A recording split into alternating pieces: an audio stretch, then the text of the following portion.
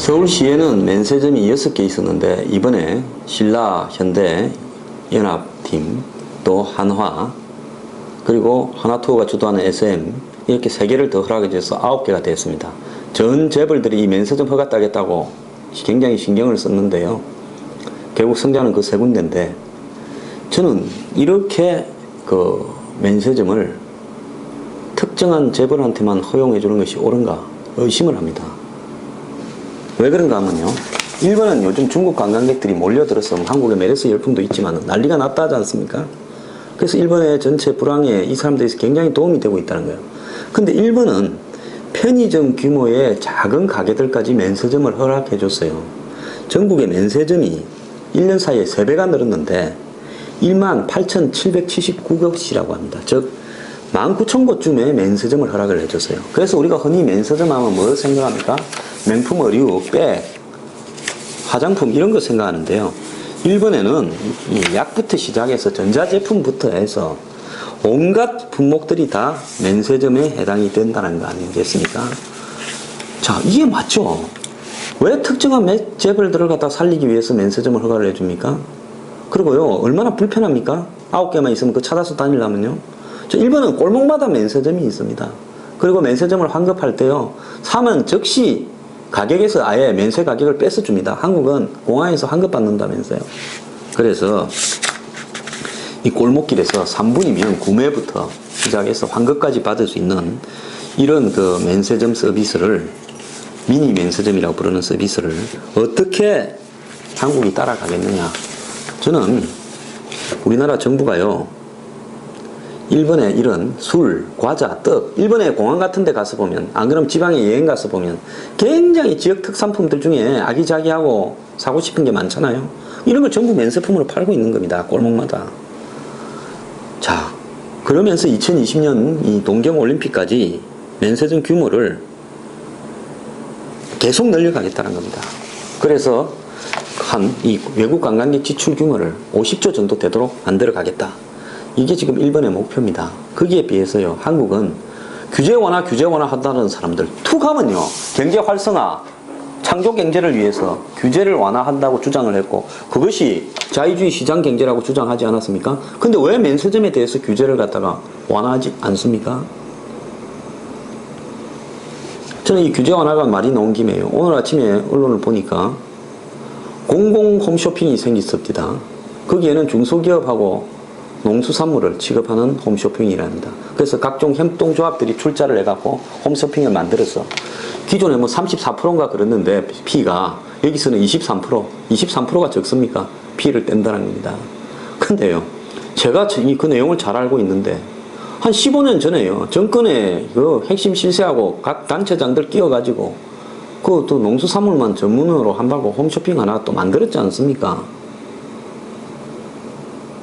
그랬다가 거기가 지금 농수산물만 팝니까? 저는요, 케이블 TV에 채널을 남는 거예요. 각 그냥 업종들 협동조합에다가 전부 그냥 홈쇼핑 하라고 던지 죽어요. 그 다음에 요즘 뭐입니까? 뭐 K-커머스 같은 거, 즉 인터넷, 그러니까 꼭 텔레비에 안 나오더라도 요즘 텔레비가 다 인터넷까지 다 되고 케이블이나 위성으로 다 연결되지 않습니까? 그러면 뭐 이 프로그램 프로바이더로서 홈쇼핑이 아니라 인터넷으로 그냥 홈쇼핑을 파는 것까지도 전부 허용을 해줘야 된다고 봅니다. 이런 부분에서 규제 완화는 하지 않고요, 면세점이라든지 홈쇼핑에서 이런 거는 딱 숫자 통제하고 앉아가지고요, 정권 바뀔 때마다 한두 개씩 늘려줍니다. 이게 규제 강화 아닙니까? 왜 쓸데없는데 규제 완화한다면서 규제 완화를 덜 미기고 있습니까? 그래갖고 막 허락해줘서 그 중에 망하는 사람 망하고 살아남는 사람은 살아나면서 점점 마케팅 방법이 발달하고 그 다음에 가격도 낮아지고 피도 낮아질 거 아닙니까?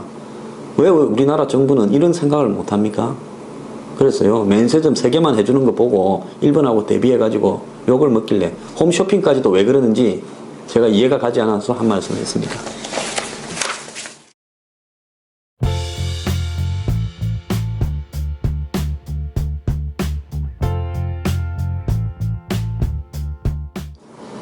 제가 그 최저임금, 노동계는 너무 낮다.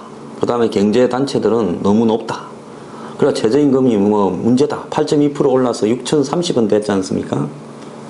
근데 제가 이야기를 했죠. 지켜지지도 않을 최저임금이 뭐 문제냐 이랬더니만 또 어떤 분은 제 뭐 블로그나 이런 데다가 최저임금 때문에 자기 사업자로서 고생을 한다. 그런 분들도 많을 거라고 봅니다. 올라가면. 근데 중요한 것은요. 지금 최저임금 일을 갖다가 받지 못하는 노동자들이 전체 노동자들 중에 12.4%, 즉 232만 명이나 있다는 겁니다. 근데 이런 그 최저임금을 받지 못하는 노동자들은 어떤 사람들이냐? 젊은 청년층, 노령층, 여성층, 즉 자기 주장을 강하게 하지 못하고 사회적 약자에 있어서 어쩔 수 없이 최저임금에 미달되는 돈이라도 받을 수밖에 없는, 또 나이가 어린 애들이라 가지고 최저임금 달라고 주장을 하지 못하는 이런 사람들이 대부분이라는 겁니다. 학력을 따지면요, 대졸이래. 이 대졸 대재학생님한테요. 즉 직장을 구하지 못해서 대학 다닐 때 아르바이트를 하거나 안 그러면 대학 졸업하고 다음 직장을 구할 때까지 아르바이트하는 이런 사람들이 최저임금을 못 받은 채 주는 대로 받고 있다는 겁니다. 그런데 최저임금과 관련해서 고용노동부 같은 경우에는 최저임금에 대한 이 위반한 건수가 줄어들었다. 그래서 최저임금이 지켜지고 있다. 이래 이야기를 하는데요. 사실은요, 최저임금과 관련돼서 고발을 하는 당사자들이 우리 못 받았다라고 제소를 하는 비율은 급증을 하고 있는 겁니다. 그런데 이렇게 제소한 것 중에서요, 과태료를 받거나 제재를 받은 것은 0.3%밖에 안 된다는 겁니다. 그러니까 다 그냥 돈만 주면 끝나버리는 거죠. 자, 정부는요, 강제성도 별로 없고 걸려봤자 별 의미도 없는 이런 최저임금을 왜 합니까? 정했으면 지켜야 되고요.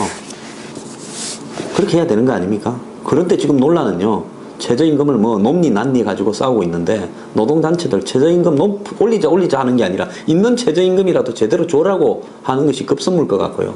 경제단체들 최저임금이 높아서 경제가 안 돌아간다, 고용이 안 된다, 이런 음살 부리지 말고요. 정말 최저임금이라도 주도록 노력을 좀 해야 되는 거 아니겠습니까? 근데 오늘 보면 업주들을 덩치는 최저임금 뭐 협박군이 있다, 이런 사례들을 가지고 또 보도하는 언론들이 있는데요. 제발 그렇게 하지 말고요. 자, 최저임금이 5,500원이 되더라도 최저임금이나 좀 주도록 합시다. 최저임금을 받고 일하는 사람은요, 그것도 제대로 못 받고 일하는 사람은요, 대한민국에서 정말 가장 어려운 분들입니다. 그런 분들한테 이렇게 지켜지지도 않을 가이드라인을 갖다가 만들어서 속을 타게 하는 것은 제약입니다.